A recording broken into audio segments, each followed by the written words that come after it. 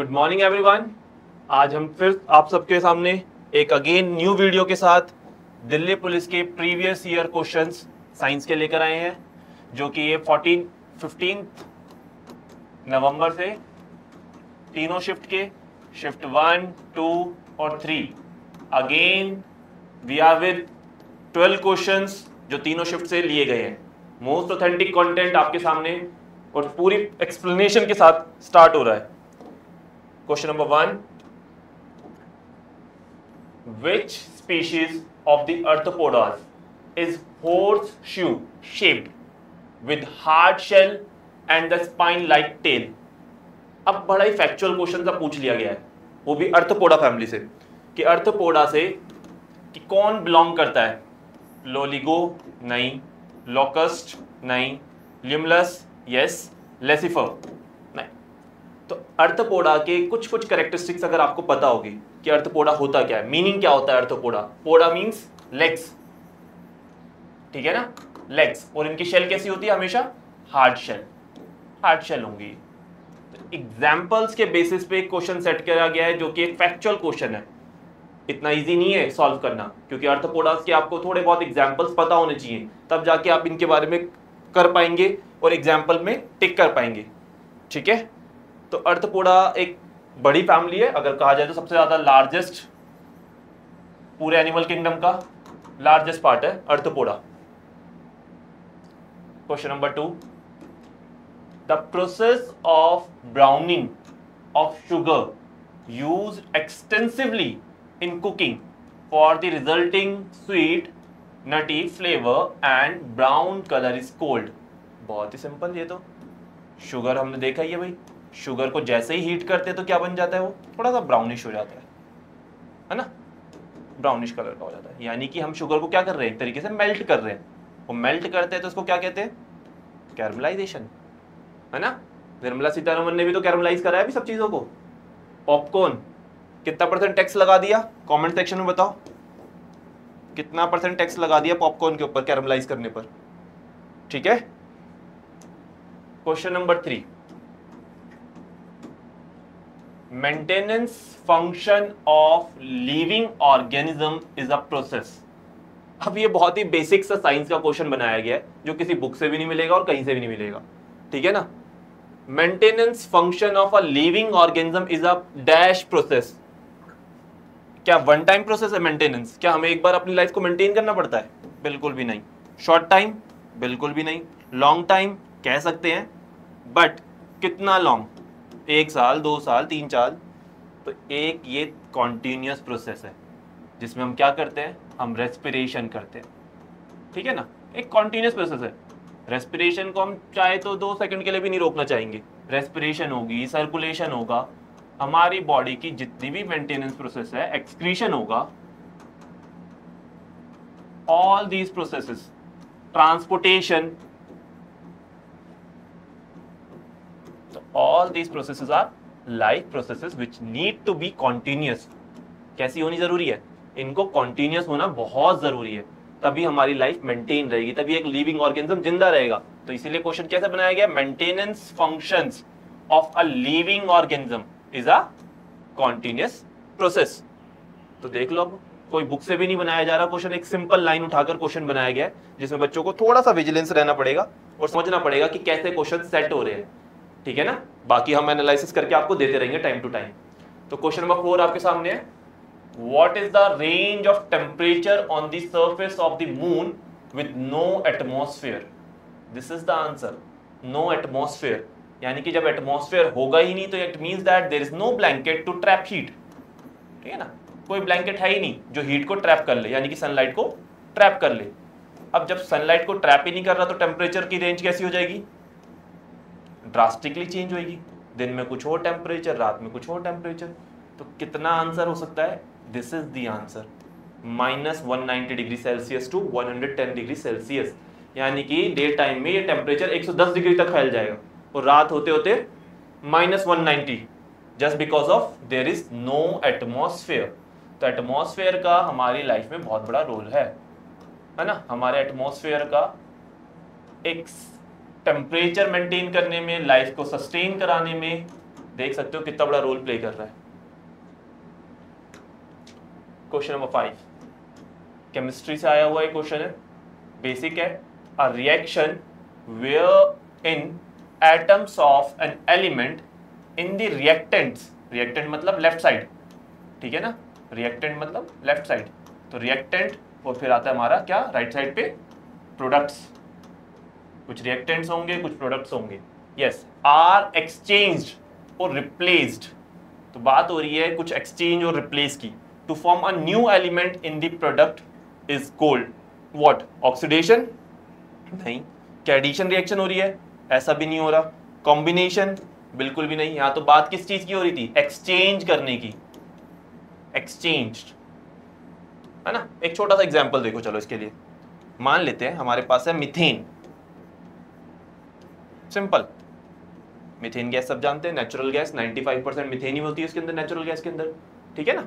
तो मीथेन में थोड़ा सा हमने डाल दिया HCl, थोड़ा सा HCl से रिएक्ट कराया, तो now this is going to replace, ये बन गया हमारा मिथाइल क्लोराइड, ठीक है, और ये आ गई हमारी हाइड्रोजन गैस बाहर, ठीक है ना, यस यस, मीथेन हमारा क्लोरीन से रिएक्ट करेगा, एक सेकेंड, सॉरी इससे रिएक्ट करा दिया ना, यस, मीथेन जब क्लोरीन से रिएक्ट करेगा then it is going to form methyl chloride and the HCl gas will form, तो now you can see this chlorine is replaced by hydrogen, exchange हो रहा है ना, और जब एक्सचेंज की बात होगी तो क्या आएगा रिएक्शन का नाम, substitution reaction, means that something is going to be substituted here, ठीक है ना।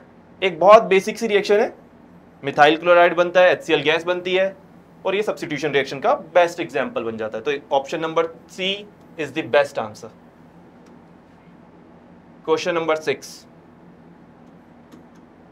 which method is used to separate ribosomes from the cells, अब सेल का एक बहुत ही इंपॉर्टेंट पार्ट होता है राइबोसोम्स, राइबोसोम्स करते क्या है, राइबोसोम्स बनाते हैं प्रोटीन, है ना, राइबोसोम्स की अगर बात करी जाए तो ये बनाते हैं हमारे बॉडी में प्रोटीन फैक्ट्री के नाम से जाने जाते हैं।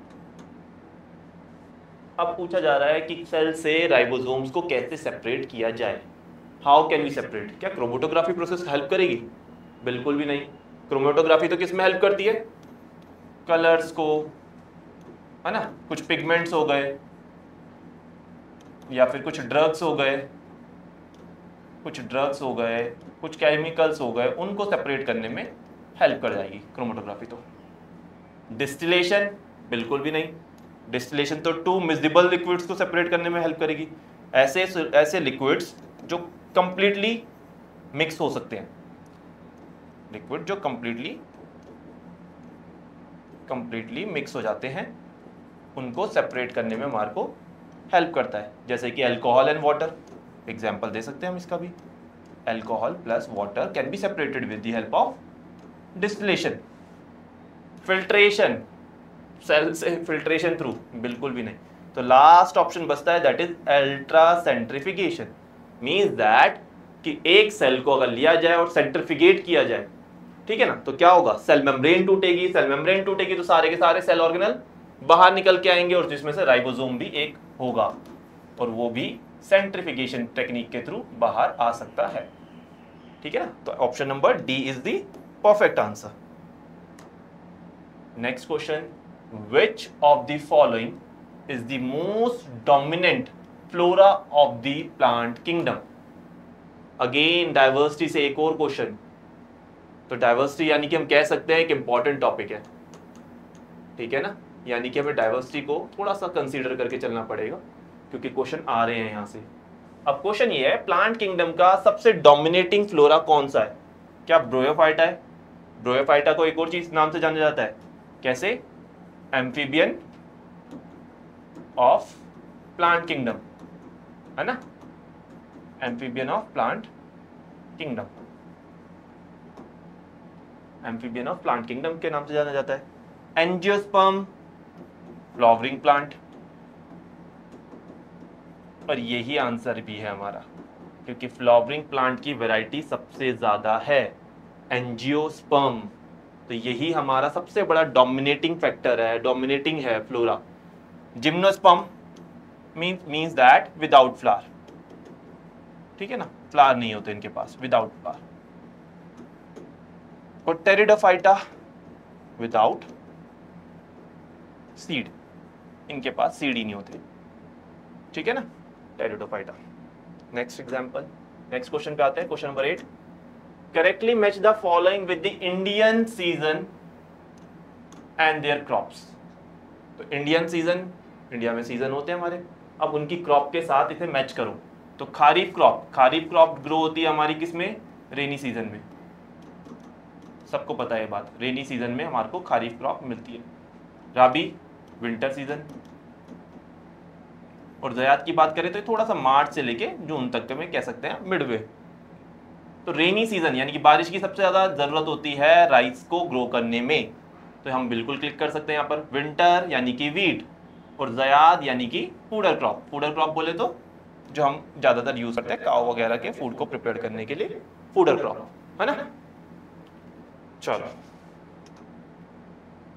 Question number 9। Which natural form of vitamin B, कल ही पढ़ा था हमने, which natural form of vitamin B helps to prevent some of the major birth defects. कल ही मैं बता रहा था आपका एक विटामिन है B9, जिसको हमने क्या बताया था name, chemical name, that is folic acid, B9। अब फॉलिक एसिड क्या कर रहा था, मैंने बताया था प्रेग्नेंट वीमेन के लिए कितना ज्यादा इंपॉर्टेंट है ये, क्योंकि ये बचाता है उसके बेबी को फर्स्ट ट्राइमेस्टर में, हेल्प करता है रेड ब्लड सेल्स बनाने में, और उसको कई सारी बीमारियों से बचाएगा। तो फॉलिक एसिड, तो आंसर विल बी फॉलेट, क्योंकि पायरिडॉक्सिड क्या है हमारा, B6, combine साइनोकोबैल्मिन B12, Pentonic B5। कल ही हमने सारे केमिकल नेम्स पढ़े थे, बी कॉम्प्लेक्सेस पढ़ा था पूरा इलैबोरेटेड। तो देख लो आज फिर दोबारा से अगेन अगले दिन सेम क्वेश्चन आ रहा है but in a different manner. तो विटामिन की भी हम पूरी डिटेल वीडियो बनाएंगे और आपके सामने लेकर आएंगे, ठीक है ना। वैसे तो हर एक वीडियो में मैं आपको चाह रहा हूं कि एक एक विटामिन पढ़ाता हूं। चलो question number 10, again cell biology का क्वेश्चन आपके सामने है। Vacuoles in the plant cells can occupy up to what percentage of the cells in volume? तो भाई आंसर है सीधा सीधा 90%। वैक्यूल्स क्या होते हैं, वैक्यूल्स होते हैं एक सिंगल लेयर टोनोप्लास्ट से बने हुए ऑर्गेनल, जिसमें बेसिकली सारा का सारा वेस्ट मटेरियल, कुछ काम की चीजें जैसे कि ग्लूकोज, फ्रक्टोज, ये सब स्टोर हो जाता है। तो जब सेल मैच्योर होगी, कोई भी सेल जब मैच्योर हो जाएगी तो उसके पास वेस्ट भी बहुत सारा होगा, और जब वेस्ट बहुत सारा होगा तो वैक्यूल का साइज धीरे धीरे धीरे धीरे बढ़ता जाएगा, और ये क्या बन जाएगा, कहां तक हो सकता है, 90% ऑक्यूपाई कर सकता है सेल के साइज को कम से कम। तो 90% is the best answer here. Yes, how many layers of structures consist of the cell envelope. Again cell biology से एक और क्वेश्चन, बट थोड़ा सा क्वेश्चन को ट्विस्ट किया गया है सेल एनवेलप डिलीट कर। सेल एनवेलप मतलब क्या, उसकी बाउंड्री। तो हमारे सेल के पास अगर देखा जाए तो सेल के पास क्या क्या होता है, सेल मेम्ब्रेन होती है, सबसे कॉमन चीज जो प्लांट सेल के पास भी होगी, एनिमल सेल के पास भी होगी, बैक्टीरिया के पास भी होगी। और जब बात आ रही है सेल एनवेलप की, तो I can say there is one more layer that is cell wall, ठीक है ना। तो कम से कम 2 लेयर तो होगी ही होगी एक सेल एनवेलप के अंदर, ठीक है ना, which is integral multiple of, अगर प्लांट सेल की बात होगी तो किसकी बनी होगी सेल वॉल, हमारी सेलुलोज की, और एनिमल सेल की बात होगी तो हमारी सिर्फ और सिर्फ सेल मेम्ब्रेन होगी वहां पर। और सेल मेम्ब्रेन बनी किस किस की होती है, प्रोटीन की बनती है, पॉलीसेकेराइड्स की बनती है, लिपिड्स की बनती है ना, सबका इंटीग्रल होता है वो। केमिस्ट्री से क्वेश्चन आया हुआ है आपके सामने एक, which of the following element has the highest atomic number. Atomic number किसको रिप्रेजेंट करता है, number of proton in nucleus, ठीक है ना, और नंबर ऑफ इलेक्ट्रॉन भी इक्वल ही होते हैं। नंबर ऑफ प्रोटॉन और नंबर ऑफ इलेक्ट्रॉन हमेशा इक्वल होते हैं। तब पूछा जा रहा है कि किसका एटॉमिक नंबर हाईएस्ट है, कॉपर। पहली बात तो कॉपर का सिंबल क्या होता है, Cu, और एटॉमिक नंबर हो जाएगा आपका 29। गोल्ड सिंबल होता है आपका Au, atomic number 79। Silver the symbol is Ag, ठीक है। और iron Fe, atomic number around 26। तो ये सारे के सारे, अगर मैं आपको एक छोटी सी हिंट दे दूं, डी ब्लॉक एलिमेंट, ये सारे के सारे कैसे हैं? ये सारे डी ब्लॉक एलिमेंट्स हैं। और इन्होंने क्वेश्चन सेट भी बड़े दिमाग लगा के किया गया है, क्योंकि कॉपर, सिल्वर और फिर आता है गोल्ड, और down the group atomic number तो बढ़ेगा ही बढ़ेगा। तो कुछ क्वेश्चन ऐसा बनाया गया है, ये तीनों एक ही लाइन में आते हैं, down the group atomic number बढ़ता ही है, ठीक है ना। तो आंसर हमारा क्या हो जाएगा? Gold. Gold is the answer. कहां गया gold? B option, B option, gold is the answer. Yes. तो हम विटामिन क्या क्या पढ़ चुके हैं? विटामिन ए पढ़ चुके हैं, रेटिनॉल, है ना, बी कॉम्प्लेक्सेस पढ़ चुके हैं सारे के सारे। आज हम आए हैं विटामिन बी के बाद आता है हमारा विटामिन सी, विटामिन सी। और इसका अगर देखा जाए तो हमारा क्या हो जाएगा chemical name? This is known as ascorbic acid. और मैं आपको बार बार बता चुका हूं, एस्कॉर्बिक एसिड को कभी भी सिट्रस के साथ कंफ्यूज नहीं करना, ठीक है ना। सिट्रिक एसिड के साथ कंफ्यूज नहीं करना है इसे, दोनों ही अलग अलग बातें हैं। ये बात सच है कि हाँ, सिट्रस फ्रूट से you can get the ascorbic acid, ये सच है, ठीक है ना। तो इसकी इंपॉर्टेंस क्या हो जाती है? इसका केमिकल फॉर्मूला क्या हो जाता है? This is C6H8O6, this is the chemical formula and this is the chemical name. अब मिलेगा किससे? सारे के सारे सिट्रस फ्रूट जो होते हैं हमारे को विटामिन सी बहुत ज्यादा प्रोवाइड कराते हैं, अच्छी क्वांटिटी में प्रोवाइड कराते हैं अगर नहीं लिया जाए। और एक और चीज, yes, this is also water soluble. अब वाटर सॉल्युबल है तो इसका मतलब क्या होगा? आप किसी भी चीज को पानी में रखोगे, जैसे ऑरेंज को थोड़ी देर पानी में रखा जाए तो विटामिन सी कई सारा उसका वाटर सॉल्युबल और सारा पानी के साथ जा सकता है, वाटर सॉल्युबल है, ठीक है ना। तो हमें मिलेगा फिर कम क्वांटिटी में, बट हाँ, we have number of fruits, number of vegetables through which we can get the vitamin C easily, ठीक है ना। जिसके एग्जाम्पल्स आपके सामने ही है, broccoli, kiwi, lettuce, papaya, orange, ये सब आपको विटामिन सी देंगे। अगर नहीं मिला तो what will be the deficiency cause? तो इससे हो जाती है स्कर्वी, स्कर्वी यानी कि ब्लीडिंग गम्स, ठीक है ना। ब्लीडिंग गम्स होने के चांसेस बढ़ जाएंगे। तो this is all about vitamin C. तो ऐसे ही हम नेक्स्ट वीडियो में मिलेंगे विटामिन डी के साथ और सारे प्रीवियस ईयर क्वेश्चंस जो दिल्ली पुलिस में आपको हेल्प करेंगे कहीं ना कहीं। और अब मैं आपको एनालाइज करके ऑलरेडी बता चुका हूं कि बायोलॉजी और केमिस्ट्री के कौन कौन से पार्ट से ज्यादातर क्वेश्चन पूछे जा रहे हैं, ठीक है ना। फर्दर एनालिसिस चलता रहेगा, ऐसे जुड़े रहिए पढ़ाकू क्लासेस के साथ।